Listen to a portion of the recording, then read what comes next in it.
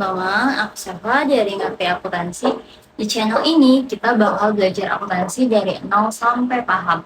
Pelan-pelan aja dan tanpa takut salah. Yuk kita mulai. Di video sebelumnya kita udah belajar apa sih akuntansi itu. Nah, sekarang kita mulai masuk ke materi yang paling penting nih. Bahkan kalau misalnya kalian bener-bener bisa paham materi ini, belajar debit kredit nanti bakal jauh lebih gampang.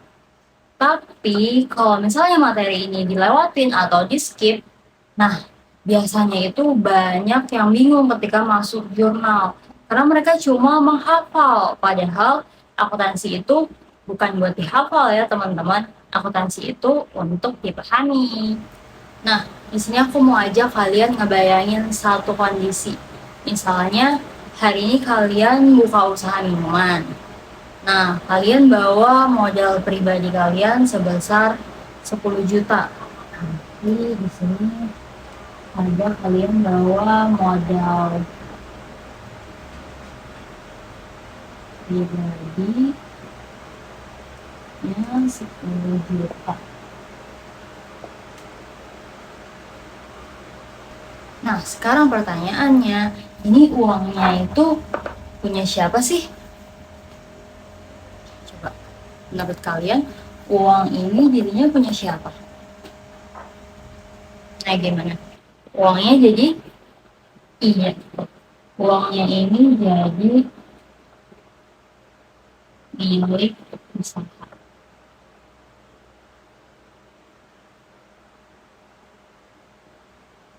Jadi kalau misalnya ini jadi punya usaha, berarti sekarang usahanya jadi punya apa?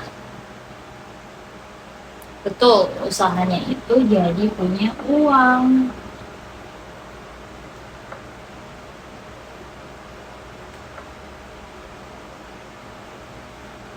Nah, di dalam akuntansi, uang itu dia disebutnya sebagai kas. Jadi kalau uang ini disebutnya sebagai kas. Nah, kas tersendiri adalah dia termasuk ke dalam aset. Jadi kalau ditulis di sini dia berarti kita jadi punya aset berupa kas itu sebesar 10 juta. Nah, berarti kalau dari cash ini bisa dilihat kalau misalnya apakah kita itu bisa dapat uang secara tiba-tiba. Ya, kita nggak bisa dapat uang secara tiba-tiba. Pasti ada orang yang mana menyerahkan uang tersebut. Nah, kalau dalam soal ini, karena dia modal pribadi, berarti yang ngasih uangnya itu adalah pemiliknya, teman-teman. Nah, uangnya ini berasal dari pemilik, berarti usaha itu punya kewajiban kepada pemilik. Nah, hak pemilik inilah yang kita sebutnya sebagai ekuitas atau hak pemilik. Berarti dari transaksi modal pribadi 10 juta ini, dia menyebabkan perubahan tuh teman-teman. Perubahannya terhadap apa? Nah, perubahannya itu terhadap, jadi dia di situ mempengaruhi atau merubah aset sebesar 10 juta dan juga dia mempengaruhi ekuitas yang juga 10 juta.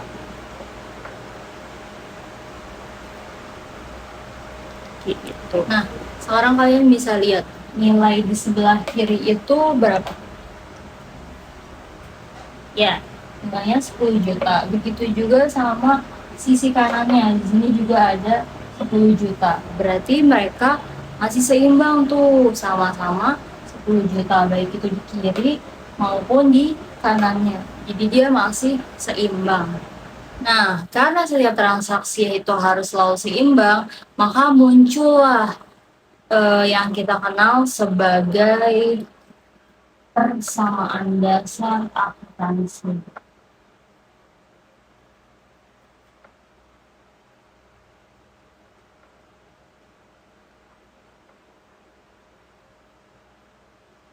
yaitu dia adalah aset sama dengan liabilitas ditambah ekuitas.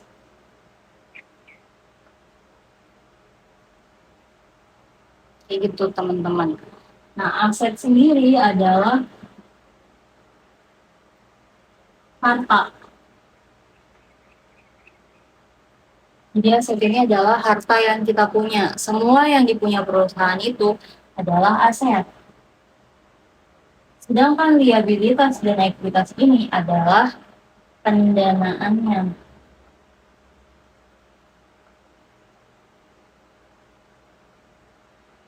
Pendanaan buat apa? Nah, dia adalah pendanaan kita buat dapetin asetnya. Jadi kalau liabilitas ini dia pendanaan kita berarti kita meminjam. Atau dia itu kalau liabilitas adalah hutang.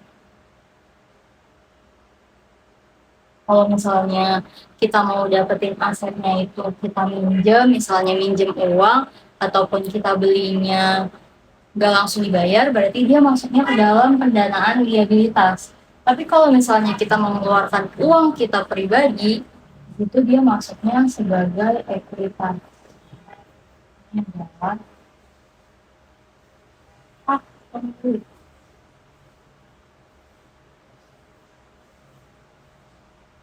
Jadi hak pemilik atas perusahaan itu adalah ekuitas.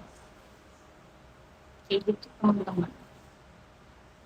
Supaya lebih gampang aku kasih analogi deh. Jadi bayangin nih, kalian misalnya beli rumah. Kalian beli rumahnya itu 500 juta. Nah, kalian bayar tunai itu 200 juta. Sisanya kalian pinjem ke bank. Nah, sekarang yang kalian punya itu ada apa? Ya, yang kalian punya itu adalah rumah.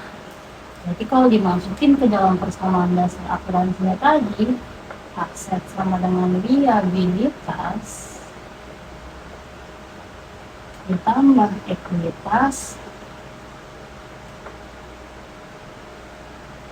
berarti si rumah tadi itu dia menambahnya di mana? Itu kan jadi hak milik kita.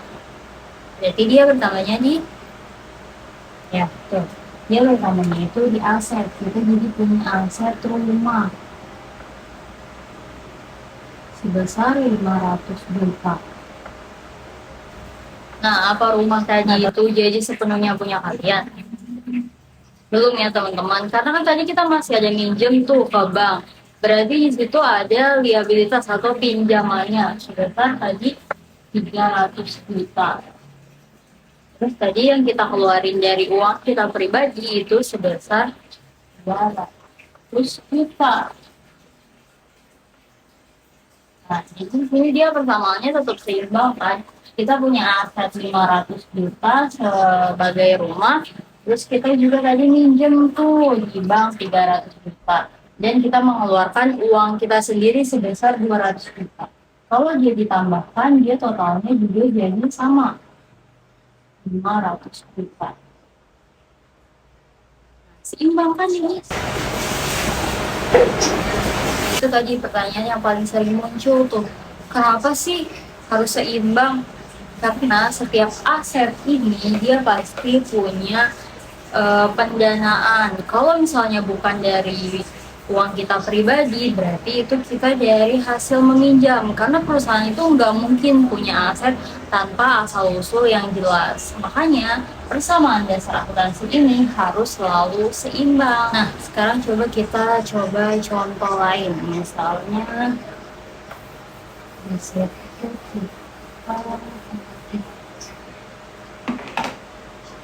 perusahaan itu dia beli mejanya itu senilai 2 juta pakai uang tunai. Nah, kalau kayak gitu berarti apa yang bertambah? Ya, betul, yang bertambah itu ada mejanya. Mejanya bertambah senilai 2 juta. Nah, tapi Kalau secara tunai berarti dia ada yang berkurangnya juga tuh. Apa teman-teman? Ya betul, kasnya berkurang karena dia pakai uang tunai, berarti kasnya berkurang senilai 2 juta juga. Nah berarti kalau misalnya kayak gitu dia nggak merubah total asetnya, dia cuma merubah bentuknya aja dari yang tadinya uang kas diubah jadi meja, jadi nilai asetnya itu tetap, dia nggak berubah sama sekali, total asetnya tetap di 2 juta seperti itu. Nah ada contoh lainnya lagi nih, misalnya di situ perusahaan minjem uang ke bank, perusahaan itu minjem uang kas, dia minjem senilai 50 juta. Nah berarti kalau kayak gitu dia yang bertambah apa aja? Dia yang bertambah adalah kasnya, berarti kasnya itu nambah di aset senilai 50 juta dan pendanaannya adalah berarti liabilitasnya juga bertambah 50 juta. Karena kan itu kita minjem ke bank, berarti dia pendanaannya pakai liabilitas atau hutang. Nah contoh yang terakhir itu misalnya dia perusahaannya itu menerima laba, perusahaannya itu menerima laba, berarti dia menerima uang tuh, misalnya labanya 5M, berarti di situ dia menambahkan asetnya karena dia menambahkan uang kita nilai 5 miliar. Nah selain dia menambahkan aset kita atau uang perusahaan kita, dia juga menambahkan hak si pemilik, jadi dia menambahkan nilai ekuitasnya senilai 5M. Jadi dia tetap seimbang tuh, sisi kiri dan sisi kanannya sama-sama 5M. Nah sekarang kalian jadi udah tahu kan kenapa sih rumus persamaan dasar akuntansi itu harus selalu seimbang. Nah di video berikutnya kita bakal bahas lebih dalam mengenai 3 unsur utama tadi, yaitu ada aset, liabilitas, dan ekuitas. Karena setelah benar-benar kalian paham 3 akun ini, baru kita akan masuk ke debit kreditnya. Kalau video ini bermanfaat, jangan lupa like, komen, subscribe, dan bagikan ke teman kalian yang juga lagi belajar akuntansi nih teman-teman.